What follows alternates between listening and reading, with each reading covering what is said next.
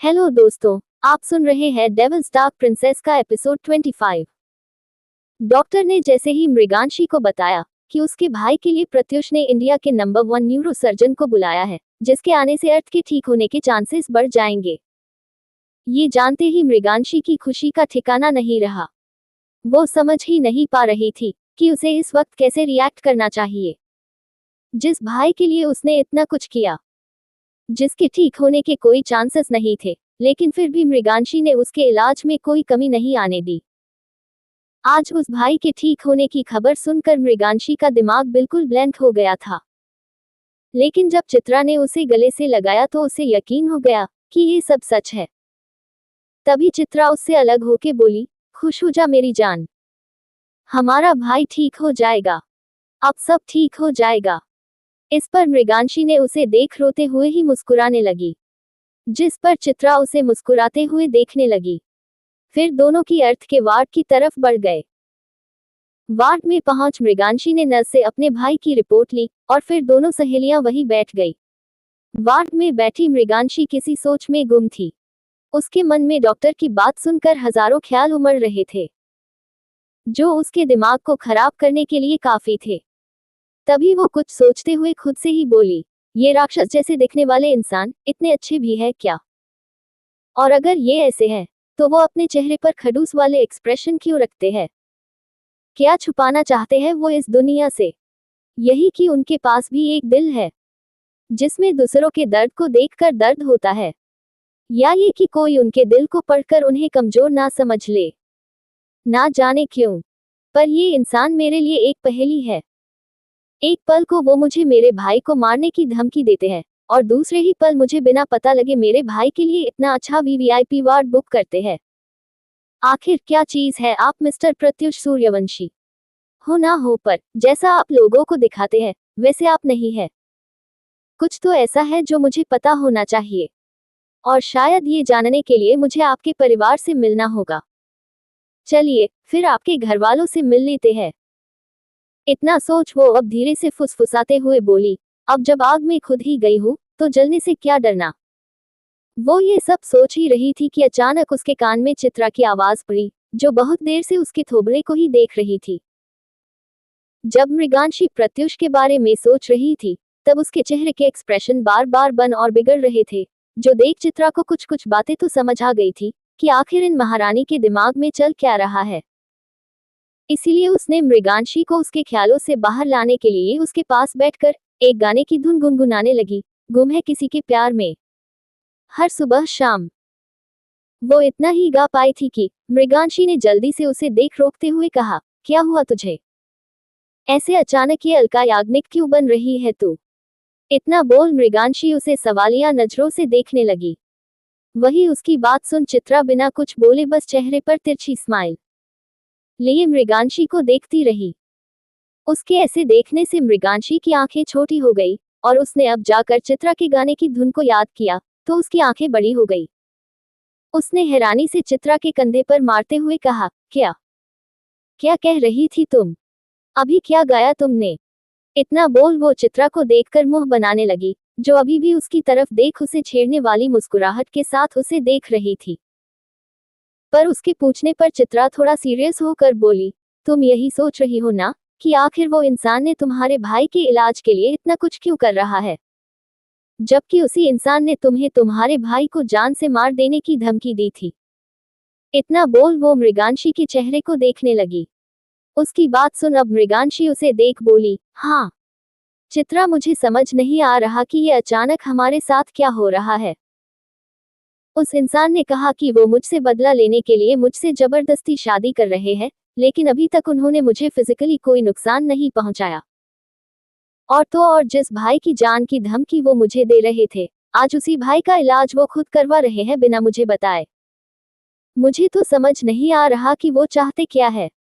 इतना बोल उसने अपने दोनों हाथों से अपना सिर पकड़ लिया। वही मृगांशी की सारी बात सुनकर चित्रा एक गहरी सांस ली और बोली, देख मृगा, ये बात तो हम दोनों जानते हैं कि मिस्टर सूर्यवंशी एक बिजनेसमैन है, और एक बिजनेसमैन बिना मतलब या बिना प्रॉफिट के कोई काम नहीं करता। तो इतना तो तय है कि तुझसे शादी करने का फैसला भी उन्होंने काफी सोच समझ और प्लानिंग करके किया होगा। और वो वजह क्या है उसका पता तुझे लगाना होगा। अगर पता कर सकती है तो कर, शायद कुछ पता चल जाए। अब रही दूसरी बात कि तुझे हट करने के मकसद से की गई शादी में वो तुझे हट नहीं करते, तो इसके तो सिर्फ दो ही रीजंस हो सकते हैं। इतना बोल वो मृगांशी को चेहरे को देख रही थी, जो सीरियस होकर उसकी सारी बातें सुन रही थी। उसके बात को बीच में रोक देने से मृगांशी उससे बोली, बता ना, चुप क्यों हो गई? कौन से दो रीजंस? इस पर चित्रा बोली, या तो वो तुझे तकलीफ पहुंचाना चाहते ही नहीं, या फिर वो चाह कर भी तुझे तकलीफ दे नहीं पा रहे। ये सुन मृगांशी ने उसे ना समझी से देखा, जैसे कहना चाहती हो, हिंदी में समझा दे बहन।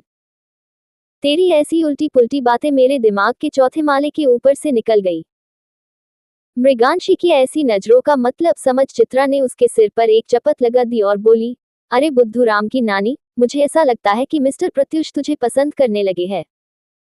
इस पर मृगांशी आंखें फाड़े चित्रा को देखते हुए बोली, दिमाग खराब हो गया है क्या चित्रा? ऐसे कैसे हो सकता है? तुम जो भी बोल रही हो उसका कोई सेंस ही नहीं है।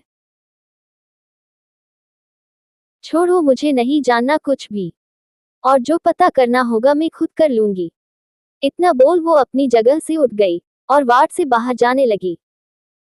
उसे बाहर जाता देख चित्रा के चेहरे के भाव बिल्कुल बदल गए। उसके चेहरे की मुस्कुराहट अब सख्ती में बदल गई थी। अचानक से उसका चेहरा बिल्कुल एक्सप्रेशनलेस हो गया। तभी उसने जाती हुई मृगांशी को देख धीरे से कहा, अगर जो मैं सोच रही हूँ वो सच है तो शायद भगवान ने उन्हें ही भेजा है तुम्हारे लिए। शायद वही बनकर आए हैं तुम्हारी ढाल। और अगर ऐसा है तो तुम दोनों को एक होना ही होगा, क्योंकि शायद वही है जो तेरी रक्षा कर सकते हैं। इतना बोल वो भी उस वार्ड से बाहर निकल मृगांशी के पीछे चली गई। वहीं दूसरी तरफ ब्लू डायमंड पैलेस के बाहर अपनी ब्रांड न्यू BMW के सहारे खड़ी एलिस अपनी भयानक नजरों से पैलेस को देख रही थी। पैलेस काफी बड़ा था, जिस वजह से वो दूर से भी उतना ही भव्य और बड़ा दिखाई देता है। पैलेस के मेन गेट से थोड़ी दूर खड़ी एलिस सिगरेट की कश लेते हुए पैलेस को घूर रही थी। उसके दिमाग में इस वक्त काफी कुछ चल रहा था। तभी उसने धुएं का छल्ला बनाते हुए कहा, अब तुम खुद आओगे पैंथर। मैं तुम्हें मेरे पास आने पर मजबूर कर दूंगी। तुम्हारी दुखती नस पकड़ना अच्छे से जानती हूं मैं। अब देखो तुम्हें कैसे अपने पास बुलाती हूँ। इतना बोल वो एक डेविल स्माइल करने लगी। इस वक्त उसके अंदर से काफी नेगेटिव वाइब्स आ रही थी, जिससे उसका ऑरा काफी डार्क लग रहा था। इस वक्त घर पर बस ऋषभ और बाकी के लोग थे। दिग्विजय जी अभी भी अपनी बेटी के पास थे। घर में बस ऋषभ, रिद्धि और ओमजा जी ही मौजूद थे। साथ ही प्रत्युष के ट्रेन्ड गार्ड्स भी पूरे पैलेस के बाहर तैनात थे, जो अपनी चौकन्नी नजरें पूरे पैलेस पर टिकाए हुए थे। विकल्प, मृदुल और प्रत्युष तीनों इस वक्त ऑफिस में थे। वहीं दूसरी तरफ ओमजा इंडस्ट्रीज में प्रत्युष अपने कैबिन में बैठा अपनी भयानक नजरों से सामने देख रहा था। उसके टेबल पर उसका लैपटॉप ओपन था, जिस पर पिछले 2 दिनों की सीसीटीवी फुटेज चल रही थी। प्रत्युष के ठीक सामने डेविड और मृदुल खड़े थे। प्रत्युष अपनी भयानक नजरों से अपने सामने रखे लैपटॉप की स्क्रीन को घूर रहा था। उसकी आंखें गुस्से से बेहद लाल और डार्क हो चुकी थी। उसका बढ़ता हुआ गुस्सा देखकर सामने खड़े दोनों लोगों का गला सूखने लगा।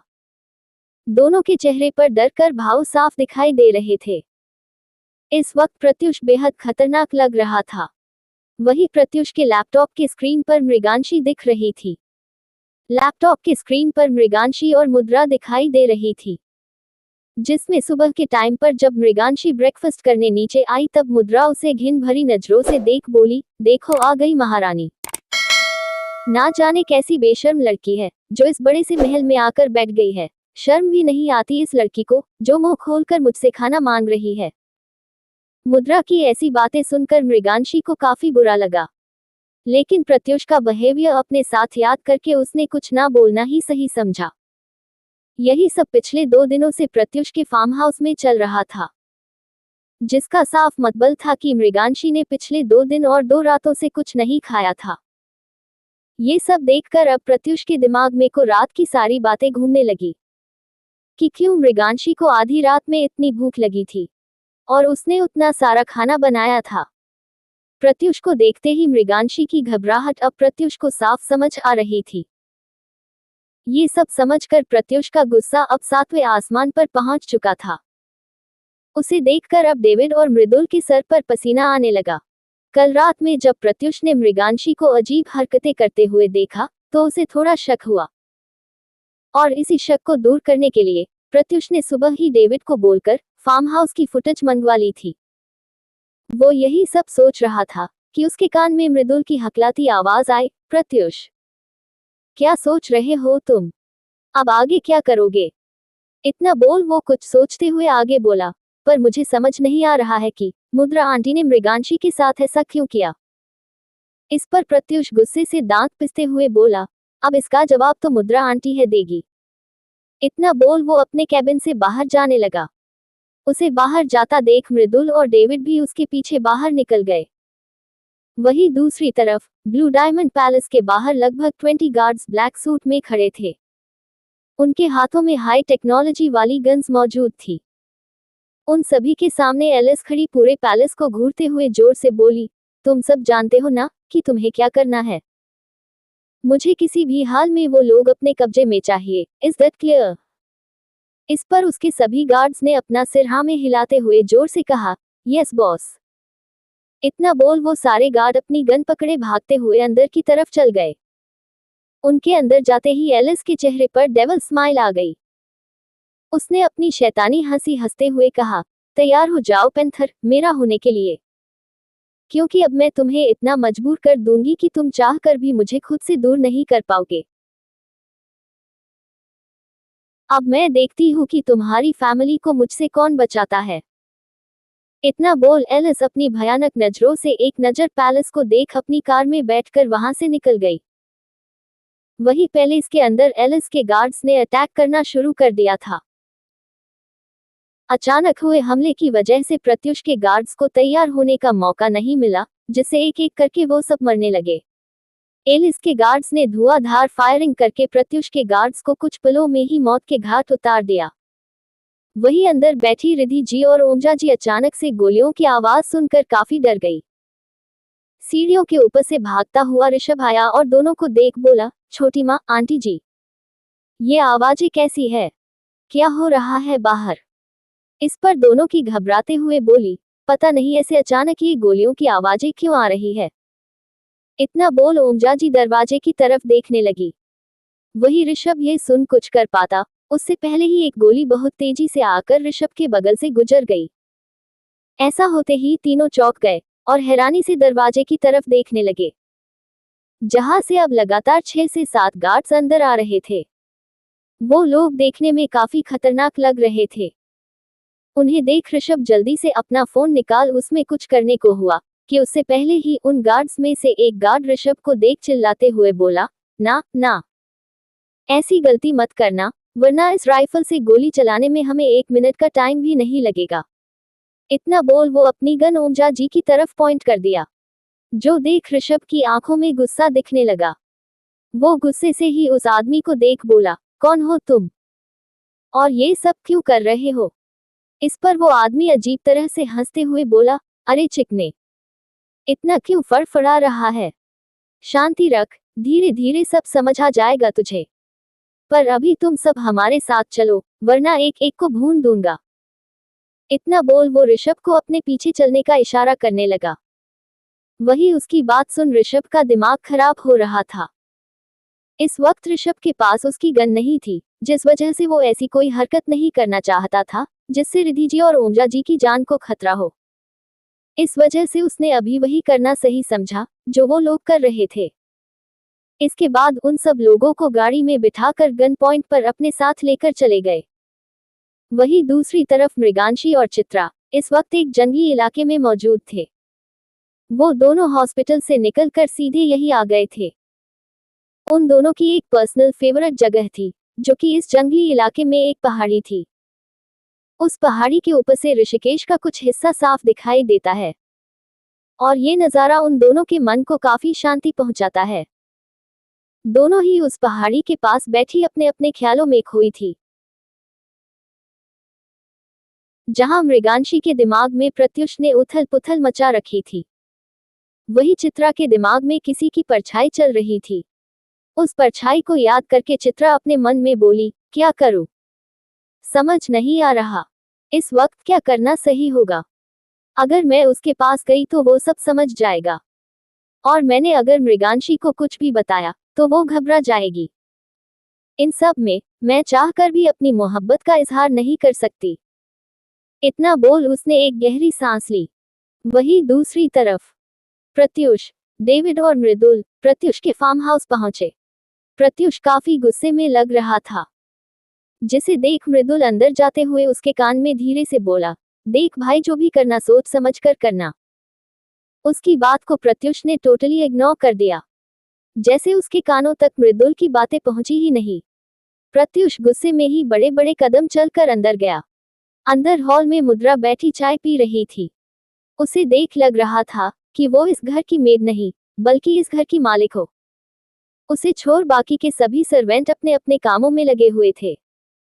वही मुद्रा को बैठा देख प्रत्युष गुस्से से अंदर आया, पर अगले ही पल उसने अपने चेहरे के भाव बिल्कुल बदल दिए। अब उसके चेहरे से कोई बता नहीं सकता था कि प्रत्युष के दिमाग में क्या चल रहा है। और ये देख डेविड और मृदुल का मुंह हैरानी से खुल गया। पर प्रत्युष के चेहरे की सख्ती देख मृदुल और डेविड भी अगले पल बिल्कुल सीरियस हो गए। वही मुद्रा प्रत्युष को इस वक्त घर में देख मुद्रा जल्दी से खड़ी हो गई और चापलूसी वाली मुस्कुराहट अपने चेहरे पर सजाकर बोली, अरे प्रत्युष बाबा, आप इतनी जल्दी आ गए, कुछ काम था क्या? इस पर प्रत्युष रौब से बैठते हुए बोला, मुद्रा आंटी, मृगांशी कहाँ है? इस पर मुद्रा का मुंह बन गया, लेकिन उसने ये प्रत्युष से छिपाते हुए कहा, वो तो हमारे आने से पहले ही सुबह सुबह ही चली गई। इतना बोल मुद्रा चुप होकर प्रत्युष के चेहरे को देखने लगी। वही उसकी बात सुन मृदुल अपने मन में बोला, खुद के पैरों पर कुल्हाड़ी मार रही हो आंटी। मृगांशी के साथ कुछ करने से पहले सोचना चाहिए था कि उसे प्रत्युष यहाँ लाया है तो कुछ सोचकर ही लाया होगा। पर खैर, अब क्या ही कर सकते हैं। आपकी भैंस पानी में जा चुकी है और थोड़ी देर में वो डूबकर मर भी जाएगी। इतना सोच मृदुल बेचारगी भरी नजरों से मुद्रा के चेहरे को देखने लगा। वही मुद्रा को अभी इस बात का बिल्कुल अंदाजा नहीं था कि उसने मृगांशी को परेशान करके खुद यमराज को न्योता दे दिया है। वही मुद्रा की बात पर अब प्रत्युष सामने देखते हुए आगे बोला, सारे सर्वेंट को बुलाइए अभी। इस पर मुद्रा ने अपनी आंखें छोटी करके एक नजर प्रत्युष को देखा और फिर सारे सर्वेंट को आवाज लगाकर बुलाने लगी। उसकी आवाज सुनकर पारो के साथ साथ कुछ मेल और फीमेल स्टाफ भी वहां आ गए। प्रत्युष के सामने पहुंच उन सब ने एक लाइन से खड़े होकर प्रत्युष के सामने अपना सिर झुका लिया। तभी प्रत्युष जोर से बोला, मैं आप सबसे जानना चाहता हूँ कि क्या उस लड़की ने पिछले 2 दिनों से कुछ खाया है? प्रत्युष की ये बात सुन मुद्रा की दिल की धड़कनें तेज हो गई। वही पारो को ये सुनकर काफी खुशी हो रही थी। पर प्रत्युष के सामने किसी को कुछ ना बोलता देखकर पारो आगे आए और कुछ बोलने को हुई कि उसकी बात को बीच में काटते हुए मुद्रा जल्दी से बोली, सर, पिछले 2 दिनों से मैडम कुछ नहीं खा रही है। हमने उन्हें खाने के लिए कहा तो उन्होंने कहा कि वो गरीबों के हाथ का गंदा खाना नहीं खाती। साथ ही उन्होंने मेरे साथ काफी गंदा बिहेव किया। उन्होंने कहा कि वो बाहर खा लेंगी पर इस घर में नहीं खाएंगी। इतना बोल मुद्रा अपना सिर झुकाकर खड़ी हो गई। अपना सिर नीचे किए मुद्रा तिरछी स्माइल कर रही थी। वही उसकी बात सुन सब हैरानी से उसे ही देख रहे थे कि तभी प्रत्युष खड़ा हुआ और मुद्रा के सामने जाकर उसे अपनी खतरनाक नजरों से देखने लगा। अचानक प्रत्युष को सामने देख मुद्रा थोड़ा घबरा गई, लेकिन उसने अपने चेहरे पर अपनी घबराहट नहीं दिखाई। तभी प्रत्युष ने वहां खड़े खड़े ही अपना एक हाथ डेविड के आगे बढ़ाया।